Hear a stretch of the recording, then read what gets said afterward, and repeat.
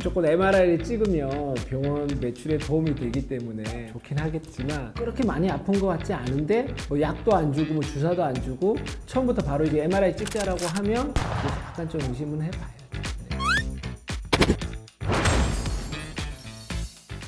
안녕하십니까. 오늘은 관절 부분의 정형외과 전문의 백지훈 원장하고 같이 이야기를 나눌까 합니다. 목동 힘찬병원에서 무릎과 고관절 파트를 맡고 있는 백지훈 원장입니다. 진료보는 환자 수하고 어떤 수술을 주로 하고 계신지. 70에서 80건 내외고요. 무릎 인공관절 수술을 제일 많이 하고 있습니다. 한 달에 70건 정도 수술을 하게 되면 눈 감고도 하지 않을까. 이게 수술이라는 게 모든 사람이 똑같지가 않습니다. 한 건 한 건 할 때마다 항상 긴장을 늦추지 않고 하고 있습니다. 자, 그러면 오늘 본격적으로 이야기를 드리면 엑스레이, CT, MRI 차이점이 뭐가 있는데 그렇게 자꾸 MRI를 찍어야 되느냐, 그 설명부터 먼저 해볼까요? 엑스레이와 CT는 동일합니다. 엑스레이는 굉장히 적은 양의 방사선을 쏴서 한 컷만 볼 수 있는 거고요. CT는 좀 더 강한 방사선을 쏴서 여러 각도에서 많은 엑스레이가 모여가지고 입체적으로 볼 수가 있기 때문에 엑스레이에서 보이지 않는 골절이라든지 어떤 병변을 CT에서는 좀 더 자세하게 볼 수가 있습니다. 하지만 CT의 가장 큰 단점은 뼈밖에 볼 수 없는 거죠.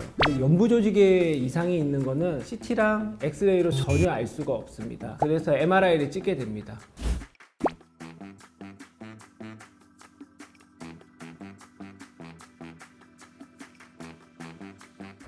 MRI만 나타난다 그랬는데 그걸 구체적으로 한번 이야기를 좀 해주세요. 무릎에는 연골판이 있고 관절 연골이라고 해서 연골이 총 두 가지 종류가 있습니다. 그런 경우에 이제 손상을 입었을 때 MRI를 찍으면 반월판 연골의 손상이라든지 관절 연골의 손상을 정확히 알 수가 있고요.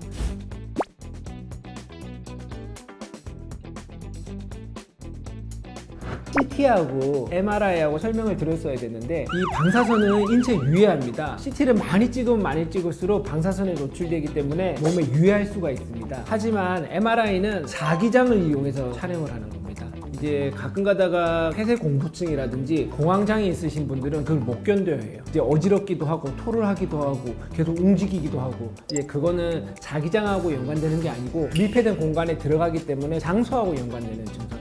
지금부터 30년이 지났는데 그때는 MRI가 보편화되지 않기 때문에 허리 디스크 협착증도 CT 베이스로 찍었어요. 그러면 그 당시에는 아마 방사선 위험도가 더 높았다고 볼 수 있겠네요. 그런데 이제 대학병원에 가면 이런 이야기 가끔씩 듣고, 물론 힘찬병원에도 그런 경우가 있는데 다른 병원에서 MRI를 찍고 왔는데 또 찍으라고 그러는 경우가 있어요. 왜 찍으라고 그럴까요? 다시 찍자고 말하는 경우는 크게 두 가지가 있습니다. 첫 번째가 병변은 안 보이는 겁니다. 그러니까 성능이 떨어지는 MRI로 찍으면 병변이 보이지 않기 때문에 저희가 진단을 내릴 수가 없습니다. 그리고 두 번째는 MRI가 오래된 경우입니다. 한 2년, 3년 지난 MRI를 가지고 판단할 수는 없기 때문에 3개월에서 6개월 내외의 MRI는 거의 현재를 반영한다고 생각을 해서 이걸로 판단하는 경우가 많은데 6개월 이상 넘어가 버리는 경우에서는 이제 새로 찍고 진단하는 경우가 대부분입니다. 6개월 전하고 지금하고 다른데 잘못 판단하면 오진할 수도 있어요. 그런데 심지어는 3개월 전에 찍었는데 또 찍으라는 경우가 있어요. 그거는 아주 정상이 확 변한 경우에 3개월 전은 그런 정상이 없었다 그러는데 지금은 이런 정상이 있어요. 그러면 찍으라고 할 수밖에 없거든요. 저기 구독자 여러분도 이해해 주시기 바랍니다. 환자가 왔을 때 무조건 MRI를 찍으면 병원 매출에 도움이 되기 때문에 좋긴 하겠지만 처음에 진료 갔을 때 보자마자 MRI를 찍자라고 하면 좀 약간 의심을 해봐야 되고요. 제 같은 경우는 이제 죄송합니다. 보통 1주나 2주 정도 약을 먹고 그래도 안 좋아진다 그러면 그때 MRI를. 당신은 공직자니까 그렇게 이야기할 수 있지.